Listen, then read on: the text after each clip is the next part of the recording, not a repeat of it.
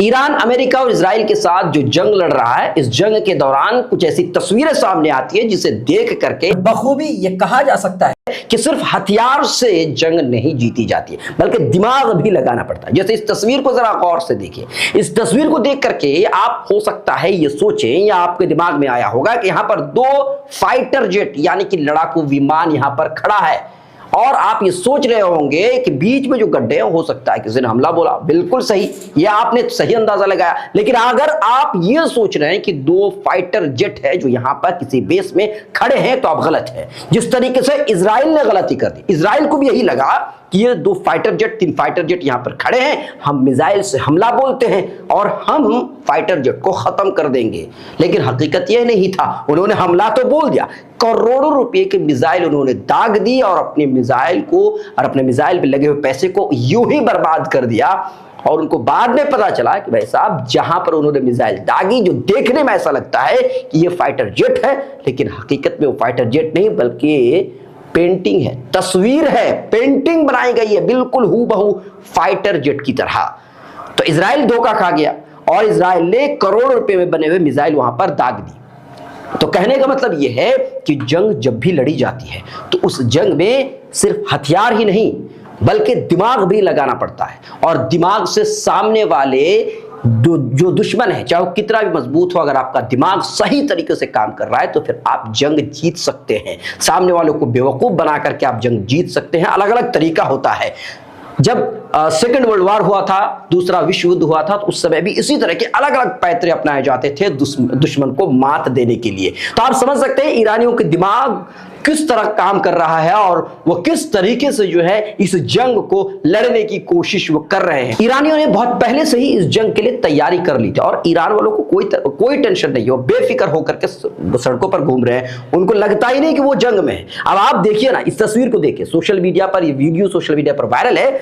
IRGC के प्रवक्ता है अली मोहम्मद नाइनी, वो तेहरान के सड़क पर घूम रहे हैं, उनको कोई टेंशन नहीं है। वो अचानक बाहर निकल गए, लोगों से मुलाकात कर रहे हैं, किसी तरह की कोई उनको टेंशन नहीं है।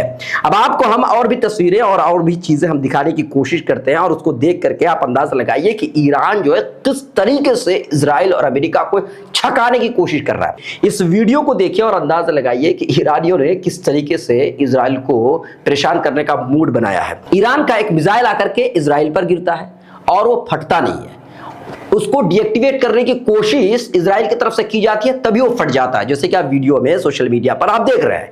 इस वीडियो को देखिए। ईरान ने इराक के बसरा में स्थित जो अमेरिका की तेल कंपनी है उसके हेडक्वार्टर पर ईरान ने हमला बोल दिया। वीडियो में आप देख रहे हैं आग जल रही है। तो इस तरीके से ईरान जो है इजराइल पर, अमेरिका पर लगातार हमले कर रहा है, यानी अमेरिका को और इजराइल को थकाने की कोशिश कर रहा है। तेल अवीव से यानी कि इजराइल से इस तरह की कई सारी तस्वीरें, वीडियो सोशल मीडिया पर वायरल है, जिससे देखा जा सकता है कि उस शहर को बुरी तरह से जो है तहस नहस कर दिया है ईरानियों ने।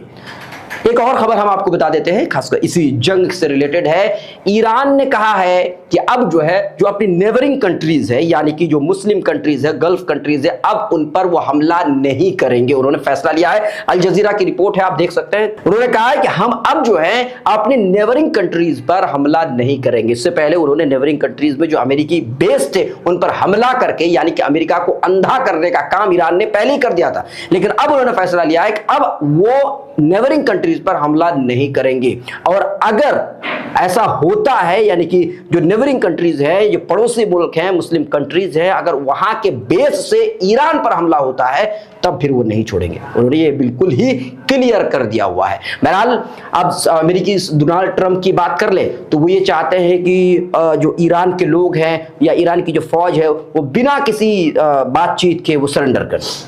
और आपको लगता है कि ईरान जो है सरेंडर करने के मूड में है? बिल्कुल नहीं, वो सरेंडर करने का मूड ही में नहीं है।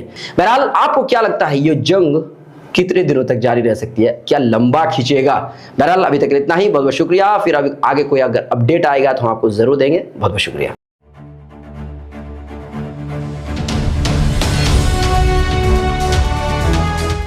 ट्रू रिपोर्ट्स, सच आप तक।